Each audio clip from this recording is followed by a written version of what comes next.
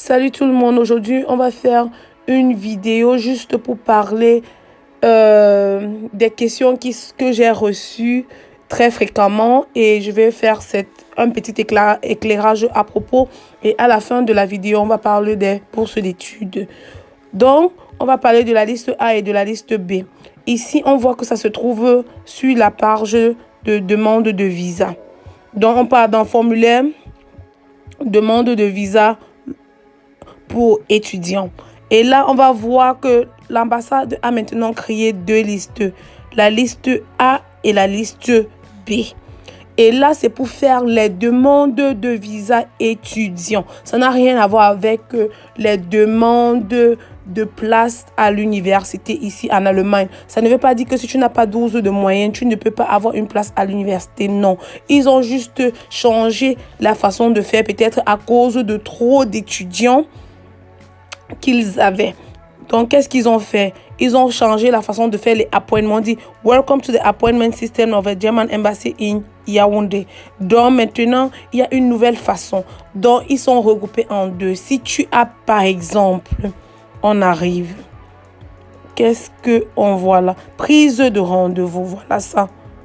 Les étudiants, prise de rendez-vous. Donc, les étudiants peuvent s'enregistrer sur une liste A si ils remplissent l'un des critères suivants. Juste un des critères suivants. Avoir un bac avec 12, le élève avec 3 matières, avec la note C ou mieux, une licence avec la mention bien, très bien. Un très bon certificat B1 reconnu par l'ambassade dans 90 points au mieux. Un très bon certificat B2 reconnu par l'ambassade. Un test DAF avec un résultat. Donc, un peu ça, au moins un de ces critères. Donc, ça n'a rien à voir avec une demande de place à l'université ici. Donc, c'était par rapport à ça. Maintenant, on a une autre question. Le B2 ou le B1 sur le site de l'ambassade. Ça, c'était concernant les séjours pour venir faire des formations. Donc, pour venir faire les formations en Allemagne, on a besoin du B2. Donc, pour venir faire les formations en Allemagne, on a besoin du niveau B2. Comme vous pouvez le lire en principe, c'est le niveau A2. Mais quand on vient comme infirmier, B2. Maintenant, la phase des scholarships. Je ne voulais plus faire cette vidéo, mais j'avais promis de la faire. Je ne voulais plus faire cette partie de la vidéo parce que la majorité des scholarships, les dates de dépôt sont déjà passées. Après, je me suis dit que de toutes les façons, il y a certaines dates qui sont toujours ouvertes. Et on doit retenir que la majorité des scholarships, c'est pour les masters. Et du coup, je me suis dit, en tout cas, on va se préparer mieux. J'ai commencé YouTube aussi très tard. Mais ça sera à titre informatif et déjà on peut s'amuser avec ceci. Et comme j'ai dit, rechercher les centres de DAD où on vit dans nos pays respectifs. Et il y aura quelqu'un pour mieux nous diriger. Et je me suis dit, je peux aussi vous montrer comment est-ce que vous pouvez chercher la meilleure filière pour vous. Comment vous pouvez chercher la meilleure filière? Vous allez sur le site de DAD. Vous allez là-bas. Comme vous pouvez le voir sur l'écran. Et là, on va vous dire Data Based on Admission Requirements. Donc, ça veut dire de quoi as-tu besoin pour pouvoir faire une certaine filière, pour être admissible à certaines filières. Tu vas choisir ton pays d'origine. Ici, j'ai choisi le Cameroun, par exemple. Après cela, tu vas choisir le Cameroun et tu vas défiler. On va te montrer les diplômes qu'on obtient là-bas du côté francophone et du côté anglophone. Le baccalauréat en enseignement secondaire, baccalauréat, tu vas choisir le type de bac que tu as eu. Quand tu vas choisir le type de bac que tu as eu, on va encore te demander si c'était série A, série C. Et là, tu vas voir les possibilités d'admission que tu as. Avec ton bac A, tu pourras faire ceci ou cela. C'est ce qu'on va te dire, comme vous pouvez constater sur la vidéo. Avec ton bac C, tu peux faire ceci ou cela, comme vous pouvez constater sur la vidéo.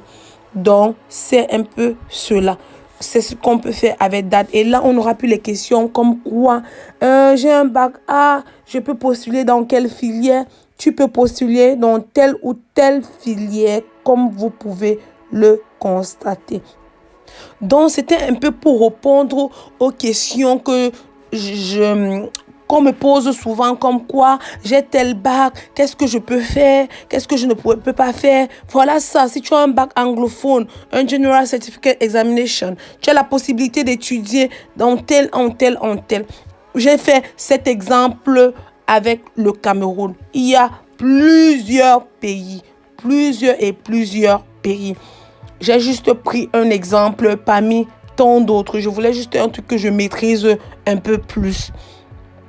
Donc, vous allez voir que même si vous avez qu'un GC Advanced Level A-Level Certificate slip may be acknowledged as proof of admission to higher education. You are required to have passed a total of 6 subjects. On vous dit ce qu'il faut. On vous dit ce qu'il ne faut pas. On vous dit ce que vous pouvez faire avec ce diplôme. Donc, essayez de faire les recherches vous-même. Je vais aider ceux qui veulent déjà s'aider. La dernière partie de notre vidéo concerne les bourses d'études, comme j'avais déjà dit, les scholarships. Bien que la date d'application est passée, je vais juste essayer de défiler et vous montrer que c'est de ceci que je voulais vous parler. C'est possible. On sera prêt pour l'année 2020-2021. Ici, on nous dit les universités et les filières qui nous permettent d'obtenir ces bourses. On nous dit la durée de ces bourses, 12 à 36 mois. On nous dit que c'est pour des programmes de master. On nous dit les critères d'éligibilité pour ces bourses. Tout ça dans date. Comme j'ai dit, renseignez-vous, rapprochez-vous des bureaux de date de vos pays respectifs. C'est très important. Vous pouvez beaucoup gagner. Ne vous découragez pas. Ici, vous voyez, il y a application deadline. On vous donne toujours les application deadline. Donc, on va tout faire pour être prêt pour la prochaine fois. Vous allez voir, je vais vous montrer déjà quelques bourses qui sont encore disponibles jusqu'en janvier. Mais on ne pourra vraiment pas. Je pense que c'est presque impossible de pouvoir meet up cette date-là. Donc, to meet up those dates will be really difficult. Comme là, maintenant, je ne sais même pas si sera vraiment lisible. On voit le 15 2020. Voilà, le 15 janvier 2020. Et là, on voit que c'est à Kaiserslautern pour un doctorat en mathématiques. C'est en mathématiques l'université de Kaiserslautern. Donc, si on avait commencé ça à temps, c'est si encore on pouvait faire l'application. J'ai vraiment hésité pour faire cette vidéo. Mais je me suis dit, l'homme, c'est sa parole. Je l'ai dit, je dois le faire. Même si les dates sont dépassées, je le fais à titre informatif et pour qu'on se prépare mieux pour une prochaine fois.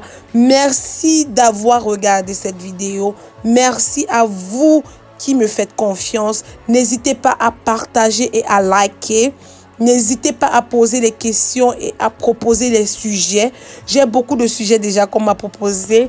Mais comme vous pouvez constater, ma voix ne revient pas toujours. Et là, ça me... Mais de toutes les façons, je vais tout faire pour qu'on soit prêt pour l'année 2020-2021. On va tout faire pour qu'on ait des gens qui puissent faire des applications. Je vais aider ceux qui veulent s'aider. Et ceux qui veulent que je fasse tout le travail pour eux, rien n'est pour rien.